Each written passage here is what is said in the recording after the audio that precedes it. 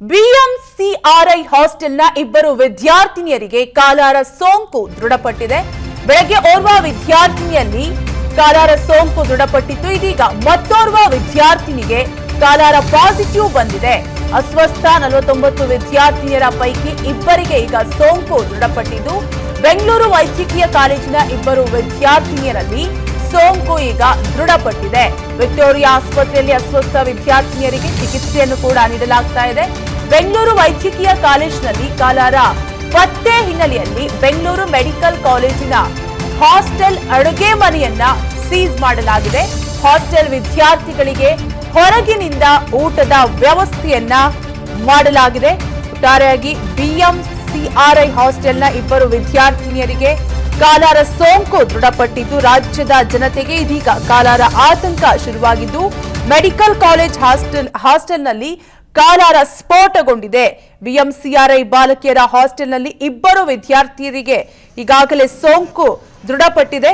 ಇನ್ನು ಎಲ್ಲಾ ವಿದ್ಯಾರ್ಥಿನಿಯರಿಗೂ ಕೂಡ ವಾಂತಿ ಭೇದಿಯಿಂದ ಕೂಡ ಬಳಲ್ತಾ ಇದ್ದಾರೆ. ಅಸ್ವಸ್ಥ 49 ವಿದ್ಯಾರ್ಥಿನಿಯರ ಪೈಕಿ ಈಗ ಇಬ್ಬರು ವಿದ್ಯಾರ್ಥಿನಿಯರಿಗೆ ಸೋಂಕು ದೃಢಪಟ್ಟಿದ್ದು, ವಿಕ್ಟೋರಿಯಾ ಆಸ್ಪತ್ರೆಯಲ್ಲಿ ಉಳಿದ ವಿದ್ಯಾರ್ಥಿನಿಯರಿಗೂ ಕೂಡ ಚಿಕಿತ್ಸೆಯನ್ನ ನೀಡಲಾಗ್ತಾ ಇದೆ. ಬೆಂಗಳೂರು ವೈದ್ಯಕೀಯ ಕಾಲೇಜಿನಲ್ಲಿ ಕಾಲಾರ ಪತ್ತೆ ಹಿನ್ನೆಲೆಯಲ್ಲಿ ಈಗ ಬೆಂಗಳೂರು ಮೆಡಿಕಲ್ ಕಾಲೇಜಿನ ಹಾಸ್ಟೆಲ್ ಅಡುಗೆ ಮನೆಯನ್ನು ಕೂಡ ಸೀಸ್ ಮಾಡಲಾಗಿದ್ದು, ಹಾಸ್ಟೆಲ್ನ ವಿದ್ಯಾರ್ಥಿಗಳಿಗೆ ಹೊರಗಿನಿಂದ ಊಟದ ವ್ಯವಸ್ಥೆಯನ್ನ ಮಾಡಲಾಗಿದೆ.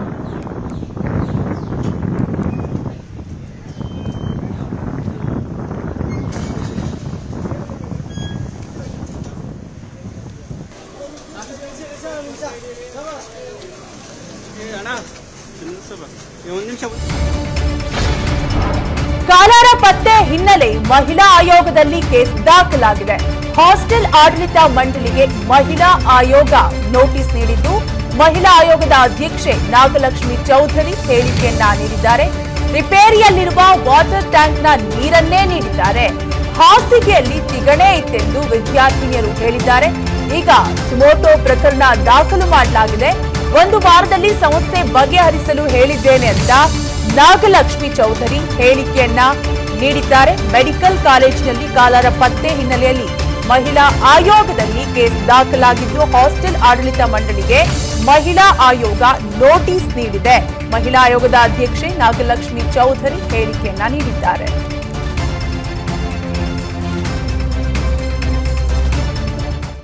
ಬೆಂಗಳೂರೇ ಅಲ್ಲ, ಇಡೀ ಕರ್ನಾಟಕ ಪ್ರತಿಯೊಂದು ಹಾಸ್ಟೆಲ್ಸ್ ಅಂದ್ರೆ ಅದು ಗವರ್ಮೆಂಟ್ ಸರ್ಕಾರಿ ಇರ್ಬೋದು, ಪ್ರೈವೇಟ್ ಹಾಸ್ಟೆಲ್ಸ್ ಇರ್ಬೋದು, ಪ್ರತಿಯೊಂದಕ್ಕೂ ಸರ್ಪ್ರೈಸ್ ವಿಸಿಟ್ ನ ಖಂಡಿತ ಮಾಡ್ತೀನಿ.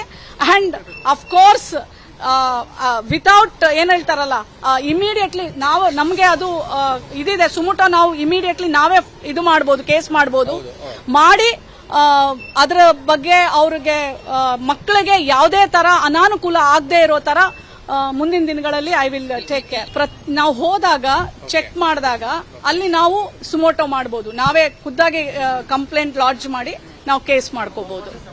ಸೊ ಇದು ಮಕ್ಕಳ ರೈಟ್ಸ್, ಇದು ಕುಡಿಯೋ ನೀರು, ಊಟ, ಇವೆರಡೂ ಇಡೀ ಕರ್ನಾಟಕದಾದ್ಯಂತ ನಾನು ಪ್ರತಿಯೊಂದು ಹಾಸ್ಟೆಲ್ಸ್ಗೂ ವಿಸಿಟ್ ಮಾಡಿ ಮುಂದಿನ ದಿನಗಳಲ್ಲಿ ನಾವು ಚೆಕ್ ಮಾಡ್ತೀವಿ. ಏನು ಒಂದು ಪೈಪಲ್ಲಿ ನೀರು ಬರುತ್ತೆ, ಆ ನೀರು ಸರಿ ಇದೆಯಾ ಸರಿ ಇಲ್ಲ ಅಂತ ನಮ್ಗೆ ಗೊತ್ತಿಲ್ಲ, ಆ ನೀರು ಕುಡಿತೀವಿ. ಮತ್ತೆ ಮೆಸ್ಸಲ್ಲಿ ಈ ತರ ಎಲ್ಲ ಹುಳಗಳು ಇದೆಲ್ಲ ಸಿಗ್ತಾ ಇದ್ದಿದ್ದಂತ ಫೋಟೋಸು ಸಹ ಅವರು ಸುಮಾರು ದಿನಗಳಿಂದ ಶೇರ್ ಮಾಡಿದ್ದಾರೆ. ಆದ್ರೆ ಇವರು ವಾರ್ಡನ್ಗಳು ಎತ್ತೆಚ್ಕೊಂಡಿಲ್ಲ. ಬೆಂಗಳೂರೇ ಅಲ್ಲ, ಇಡೀ ಕರ್ನಾಟಕ ಪ್ರತಿಯೊಂದು ಹಾಸ್ಟೆಲ್ಸ್ ಅಂದ್ರೆ ಅಲ್ಲ, ಇವತ್ತು ನಾವು ಎಲ್ಲ ಆಸ್ಪತ್ರೆ ಮಕ್ಕಳಿದಂತೆ ಅವರಿಗೆ ಭೇಟಿ ಮಾಡಿದ್ದೀವಿ. ಅವರು ಕೂಡ ಸ್ವಲ್ಪ ಕೆಲವು ಕಂಪ್ಲೇಂಟ್ ಹೇಳಿದಂತೆ, ಬೆಡ್ ಬಗ್ಸ್ ಬಗ್ಗೆ, ಕೆಲವು ಸ್ವಲ್ಪ ನೀರಿನ ಸಮಸ್ಯೆ ಬಗ್ಗೆ ಹೇಳಿದಂತೆ, ಫಿಲ್ಟರ್ ಸಮಸ್ಯೆ ಅವರು ಹೇಳಿದಂತೆ, ನಾಟ್ ಫಿಲ್ಟರ್ ಇದೆ, ಅದರಲ್ಲಿ 2 ರಿಪೇರಿಗೆ ಇದೆ, ಅವರು ಕಂಪ್ಲೇಂಟ್ ಕೊಟ್ಟಿದ್ದಂತೆ. ಬಟ್ ವಾರ್ಡನ್ಗೆ ಕೇಳಿದಾಗ ಇಲ್ಲ, ನಾವು ಕಂಪ್ಲೇಂಟ್ ಅವರು ಕಂಪನಿಗೆ ಇನ್ಫಾರ್ಮ್ ಮಾಡಿದೀವಿ, ಬಟ್ ಅವರು ರಿಪೇರಿಗೆ ಬಂದಿಲ್ಲ. ಸೊ ವಿ ಹ್ಯಾವ್ ಅಡ್ವೈಸ್ ದೆ. ಅದರ ಮೇಲೆ ಕೆಲವು ಸ್ವಚ್ಛತೆ ಸಮಸ್ಯೆ ಇದೆ, ಅದು ಕೂಡ ಅವರು ನಮ್ಮ ಗಮನಕ್ಕೆ ತಂದಿರುತ್ತೆ. ಸೊ ಈಗಾಗಲೇ ನಾವು ವಾರ್ಡನ್ಗೆ ಅವರು ನಿರ್ದೇಶನ ಕೊಟ್ಟಿದ್ದೀವಿ. ಈಗ ಸದ್ಯಕ್ಕೆ ಅದೇನು ಕುಕ್ ಬದಲಾವಣೆ ಮಾಡಬೇಕಂತೆ ಕುಕ್ ಕೂಡ ಬದಲಾವಣೆ ಮಾಡಲಿಕ್ಕೆ ನಾವು ಅವರಿಗೆ ನಿರ್ದೇಶನ ಕೊಟ್ಟಿದ್ದೀವಿ. ರೀಸೆಂಟ್ ಕರೆಕ್ಟ್ ನಾವು ಈಗ ಇದ್ರ ಬಗ್ಗೆ ನಾವು ಚೆಕ್ ಮಾಡಿದೀವಿ. ಈಗ ಹೊಸದಾಗಿ ಏನು ಫೋಟೋ ಇಲ್ಲ, ಹಳೆ ಫೋಟೋ ಇರಬಹುದು. ಸೊ ಅದ್ರ ಬಗ್ಗೆ ನಿಜ ಇದೆ. ಮತ್ತು ಡೈರೆಕ್ಟರ್ ಮತ್ತೆ ಇವರ ಸಮ್ಮುಖದಲ್ಲಿ ನಾವು ಮಕ್ಕಳ ಸಮ್ಮುಖದಲ್ಲಿ ಮಾತಾಡಿದೀವಿ. ಅವರು ಇತ್ತೀಚೆಗೆ ವಾರ್ಡನ್ಗೆ ಅಷ್ಟೇ ಕಂಪ್ಲೇಂಟ್ ಕೊಟ್ಟಿದಂತೆ. ಡೀಟೇಲ್ಸ್ ಕೊಡಲು ನಮ್ಮ ಪ್ರತಿನಿಧಿ ಮಹೇಶ್ ಲೈವ್ ನಲ್ಲಿ ಕನೆಕ್ಟ್ ಆಗಿದ್ದಾರೆ. ಮಹೇಶ್, ಈಗ ಇಬ್ಬರು ವಿದ್ಯಾರ್ಥಿನಿಗಳಲ್ಲಿ ಈಗಾಗಲೇ ಕಾಲರ ಸೋಂಕು ದೃಢಪಟ್ಟಿದೆ. ಉಳಿದ ವಿದ್ಯಾರ್ಥಿಗಳ ರಿಪೋರ್ಟ್ ಯಾವಾಗ ಬರ್ಬೋದು? ವಿದ್ಯಾರ್ಥಿನಿಯರ ಪರಿಸ್ಥಿತಿ ಹೇಗಿದೆ ಸದ್ಯಕ್ಕೆ ಮಹೇಶ್? ಎಸ್ ಕಾವ್ಯ, ನಿನ್ನೆ ಒಂದು ಬೆಂಗಳೂರು ಮೆಡಿಕಲ್ ಕಾಲೇಜಿನಲ್ಲಿ ಸಂಭವಿಸಿದಂತಹ ಒಂದು ಅಸ್ವಸ್ಥತೆಗೆ ಸಂಬಂಧಪಟ್ಟಂತೆ 49 ವಿದ್ಯಾರ್ಥಿಗಳು ಅಡ್ಮಿಟ್ ಆಗಿದ್ರು. ಈಗಾಗಲೇ ನಾವು ನೋಡ್ತಾ ಇರ್ಬೋದು, ಒಂದು 49 ವಿದ್ಯಾರ್ಥಿಗಳನ್ನ ಇದೇ ಹಾಸ್ಟೆಲ್ ವ್ಯಾಸಂಗ ಮಾಡ್ತಿದ್ರು. ಅಂದ್ರೆ ಇಲ್ಲೇ ಒಂದು ಊಟಕ್ಕೆ ವ್ಯವಸ್ಥೆ ಮಾಡಿದ್ರು. ಇಲ್ಲಿ ಒಂದು ರೀತಿಯಲ್ಲಿ ಮಧ್ಯಾಹ್ನ ಊಟ ಮಾಡಿದಾಗ ಏಕಾಏಕಿ ಅವರೆಲ್ಲರೂ ಕೂಡ ಅಸ್ವಸ್ಥಗೊಳ್ತಾರೆ. 49 ಜನ ಕೂಡ ವಿಕ್ಟೋರಿಯಾ ಹಾಸ್ಪಿಟಲ್ಗೆ ಸೇರಿಸಿದಾಗ ವಿಕ್ಟೋರಿಯಾ ಹಾಸ್ಪಿಟಲ್ ಈಗ ಅಲ್ಲೇ ಬ್ಲಡ್ ರಿಪೋರ್ಟ್ ಕೂಡ ಬಂದಿರುವಂತಹ ಬ್ಲಡ್ ರಿಪೋರ್ಟ್ ಅಲ್ಲಿ ಇಬ್ಬರಿಗೆ ಕಾಲರ ಸೋಂಕು ಪತ್ತೆ ಆಗಿರುವಂತದ್ದು. ಆದ್ರೆ ಎಲ್ಲ ಒಂದ್ ಕಡೆ ಬೆಳಿಗ್ಗೆ ಆಸ್ಪತ್ರೆ ಡಾಕ್ಟರ್ ಹೇಳಿದಾಗ ಎಲ್ಲ ಒಂದ್ ಕಡೆ ಒಬ್ಬರಿಗೆ ಮಾತ್ರ ಬಂದಿದೆ ಕಲರ ರೋಗ, ಆದ್ರೆ ಮತ್ತೆ ಯಾರಿಗೂ ಬಂದಿಲ್ಲ, ಇದುವರೆಗೂ ರಿಪೋರ್ಟ್ ಬಂದಿಲ್ಲ ಅಂತ ಹೇಳಿಕೆ ಕೊಟ್ಟಿರುವಂತದ್ದು. ಆದ್ರೆ ಈಗ ಮಹಿಳಾ ಆಯೋಗ ಭೇಟಿ ಕೊಟ್ಟು ಮಹಿಳಾ ಆಯೋಗದ ಅಧ್ಯಕ್ಷರು ಕೂಡ ಇಡೀ ಹಾಸ್ಟೆಲ್ನ ಒಂದು ರೀತಿಯ ತಲಾಶ್ ಮಾಡಿರುವಂತದ್ದು. ಕಿಚನ್ಗೆ ಹೋಗ್ಬಿಟ್ಟು ಆಗಿರ್ಬೋದು ಅಥವಾ ಒಂದು ಮೇಲ್ಗಡೆ ನೀರಿನ ಟ್ಯಾಂಕ್ ಇರ್ಬೋದು, ಇವೆಲ್ಲನೂ ಕೂಡ ತಲಾಶ್ ಮಾಡಿದಾಗ ಹಾಗೂ ಅಲ್ಲೇ ಅಡ್ಮಿಟ್ ಆಗಿರುವಂತಹ ವಿದ್ಯಾರ್ಥಿಗಳು ಅಂತ ಮಾತಾಡಿರುವಂತದ್ದು. ಅವರೆಲ್ಲನೂ ಕೂಡ ಒಂದು ದೊಡ್ಡ ಮಟ್ಟದ ಆರೋಪ ಮಾಡಿರುವಂತದ್ದು.